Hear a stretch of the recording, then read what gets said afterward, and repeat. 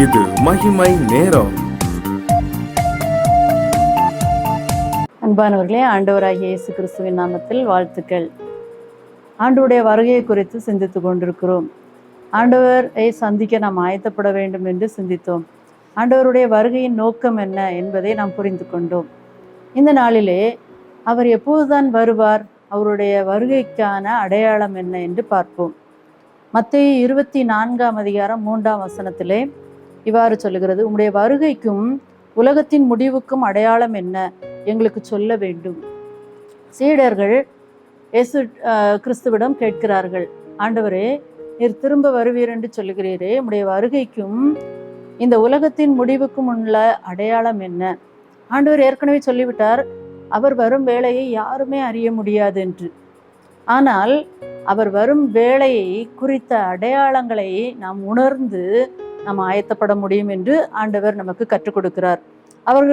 அவருடைய சீடர்கள் கேட்ட கேள்விக்கு ஆண்டவர் கொடுத்த பதிலை மத்தேயு 24 மார்க்கு 13 லூக்கா 21 இயேசு கிறிஸ்துவே சீடர்களுக்கு அவருடைய வருகையின் அடையாளத்தை குறித்த காரியத்தை சொல்லியிருக்கிறார். நாம் அதை குறித்து சிந்திப்போம். இயேசுக்குரிய அடையாளத்துல முதலாவது அடையாளம் ஆண்டவர் சொல்றாரு, வஞ்சகம். அநேகர் என்னுடைய நாமத்தை சொல்லிக்கொண்டு உங்களை வஞ்சிப்பார்கள் என்று வேதம் சொல்லுகிறது.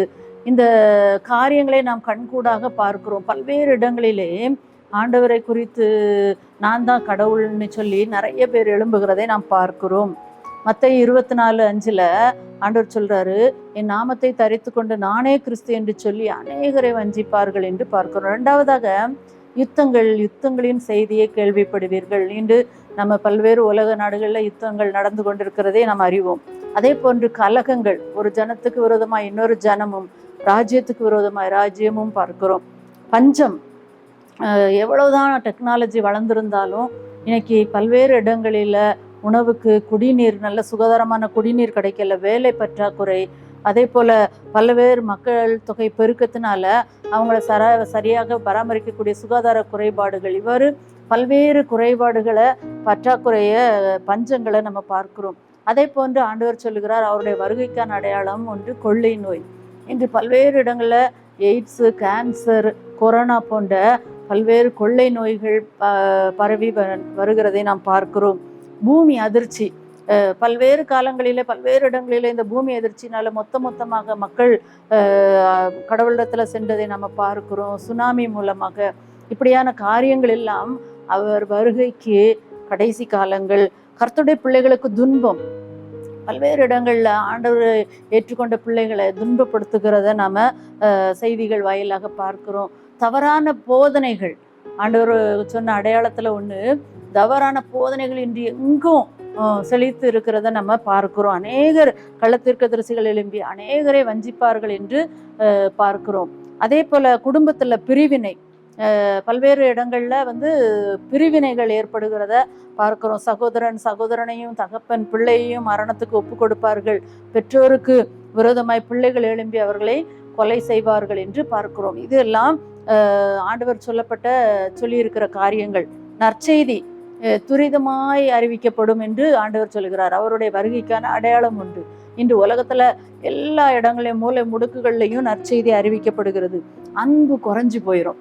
இன்னைக்கு பிள்ளைகளுக்குள்ள அன்பு இல்லை, பெற்றோருக்குள்ள அன்பு இல்லை, சகோதரர்களுக்குள்ள அன்பு இல்லை, அக்கிரமம் மிகுதியாகிறதுனால அநேகருடைய அன்பு தணிந்து போகும் என்று ஆண்டவராகிய இயேசு கிறிஸ்து சொல்லுகிறார். இயற்கையில பல்வேறு மாற்றங்கள், சூரியன்ல, சந்திரன்ல, நட்சத்திரங்கள்ல அடையாளங்கள் தோன்றும். வானத்தின் சத்துவம் அசைக்கப்படும் என்று சொல்லுகிறது. சமுத்திரமும் அதனுடைய அலைகளும் முழக்கமாயிருக்கும் என்று சொல்லப்பட்டிருக்கு. அதே போல தத்தளிப்பும் இடுக்கணும் உண்டாகும்.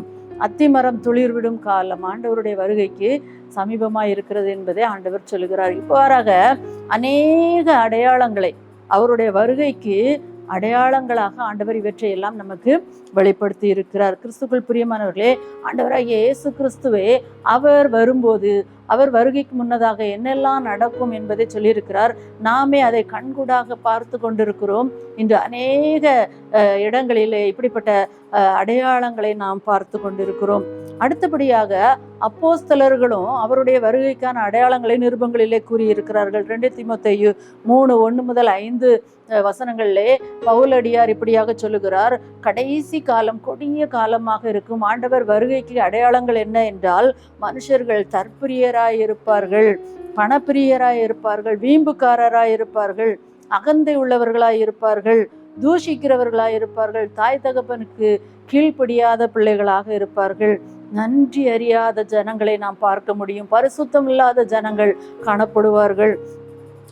பவுலடியார் சொல்லும்போது சொல்லுகிறார், சுவாப அன்பில்லாதவர்கள், அவங்களுடைய சுவாபத்தில் அன்புங்கிறத பார்க்க முடியாது, இணங்காதவர்களா இருப்பாங்க, எதுக்கும் அட்ஜஸ்ட் பண்ண முடியாது, அவங்களால அவதூறு பண்ணுகிறவங்களா இருப்பாங்க, இச்சை அடக்கம் இல்லாதவங்களா இருப்பாங்க, கொடுமைக்காரங்களா இருப்பாங்க, நல்லவங்களை பகைக்கிறவங்களா இருப்பாங்க, துரோகிகளா இருப்பாங்க. இன்று அநேக இடங்களை நம்ம பார்க்கிறோம், துரோகம் நடக்கிறது, துணிகரமான பாவம், இருமாப்பு, தேவ பிரியரா இல்லாம தற்பிரியராகவும் சுக போக பிரியராகவும் காணப்படுவார்கள். ஒருவன் சிலுவையை எடுத்துக்கொண்டவருக்கு பின்னால போகலைன்னா அவருக்கு சீஷராக இருக்க முடியாது. ஆனா இன்னைக்கு ஆண்டவர் சொல்றாரு பவுலடியார் மூலம், தேவ பிரியரா இல்லாமல் சுக போக பிரியராக காணப்படுகிறார்கள். தேவ பக்தியின் வேஷத்தை தரித்து கொண்டு அதன் பலனை மறுதலிக்கிற ஜனங்களாக காணப்படுகிறார்கள். பவுலப்போஸ்தலர் பல நூற்றாண்டுகளுக்கு முன்பாகவே ஆண்டவராகிய வருகைக்கு, ஆண்டவருடைய 2ஆம் வருகைக்கு அடையாளங்களாக மனிதர்களுடைய குணங்கள் எப்படி மாறியிருக்கும், மனிதருடைய சுவாபம் எப்படி இருக்கும் என்பதை நமக்கு எழுதி கொடுத்திருக்கிறார். கிறிஸ்துக்குள் பிரியமானவர்களே, நம்மிடத்துல இப்படிப்பட்ட குணங்கள் காணப்படுகிறதா? நாம் ஆண்டவருடைய வருகைக்கு அடையாளமாக அதை எடுத்துக்கொண்டு அப்படிப்பட்ட காரியங்களிலிருந்து விலகி இருக்க நாம் கற்றுக்கொள்வோம். பேதுரு இவ்வாறு சொல்லுகிறார், 2 பேதுரு 3:3-4 வசனத்துல இவ்வாறு சொல்லுகிறார், ஜனங்கள் பரியாசக்காரராக இருப்பார்கள். அவருடைய பரியாசம் எப்படி இருக்குமா? தங்களுடைய சுய இச்சைகளின்படி நடந்து ஆண்டவர் வருவார் என்று சொல்லுகிறீர்களே, அந்த வாக்குத்தத்தம் எங்கே? இன்று துணிகரமாக இப்படியெல்லாம் கொஸ்டின் கேட்கிற மக்களை நாம் பார்க்கிறோம். பிதாக்கள் நித்திரையடைந்த பின்பு சகலமும் சிருஷ்டிப்பின் தோற்றம் முதல் இருந்த விதமாக இருக்கிறதே. தாத்தா காலத்துல வந்துருவேன்னு சொன்னாங்க, அம்மா காலத்துல அப்பா காலத்துல வந்துருவான்னாங்க, இப்படி இன்னும் வரவில்லையே என்று பரியாசம் செய்கிற கூட்டத்தை இன்று பார்க்கிறோம். இப்படிப்பட்ட கூட்டம் இருக்கும் என்று வேதம் நமக்கு எச்சரிப்பு கொடுக்கிறது. கிறிஸ்துக்குள் பிரியமானவர்களே, இப்படிப்பட்ட கூட்டத்தில் நாம் வாழ்ந்து கொண்டிருக்கிறோம். இப்படிப்பட்ட வருகையின் அடையாளங்களை நாம் உணர்ந்து வாழ்ந்து கொண்டிருக்கிறோம். நாம் ஆண்டவர் சொன்ன வருகையின் அடையாளங்களை உணர்ந்து, அவர் சீக்கிரம் வரப்போகிறார், அவர் தாமதியார், இதோ சீக்கிரமாய் வருகிறேன் என்று சொல்லியிருக்கிறார். நாம் உணர்ந்து செயல்படுவோமா? ஜெபம். அன்பின் ஆண்டவரே, நீங்கள் வரப்போகிற ஆண்டவரை இந்த காரியத்துக்கான அடையாளத்தை ஆண்டவரை எங்களுக்கு தெளிவாக ஆண்டவரை எடுத்து சொல்லியிருக்கீங்க. உங்களுடைய சீஷர்கள் கேட்ட கேள்விக்கு ஆண்டவரை நீங்கள் பதில் சொல்லியிருக்கீங்கப்பா. ஆண்டவரை உங்களுடைய வேதத்திலிருந்து நாங்கள் கற்றுக்கொண்ட அந்த அடையாளங்களை உணர்ந்து ஆண்டவரை நாங்கள் அதை ஆண்டவரை அல்லல் தட்டாதபடி, ஆண்டவரை அதை நாங்கள் ஏளனம் பண்ணாதபடி, பரியாசம் பண்ணாதபடி, ஆண்டவரை பயத்தோடும் பக்தியோடும் ஏற்றுக்கொண்டு நாங்கள் எங்களை ஆயத்தப்படுத்த உதவி செய்யுங்க. மீட்பர் இயேசுவின் மூலம் தாழ்மையோடு கேட்கிறோம் நல்ல பிதாவே, ஆமேன்.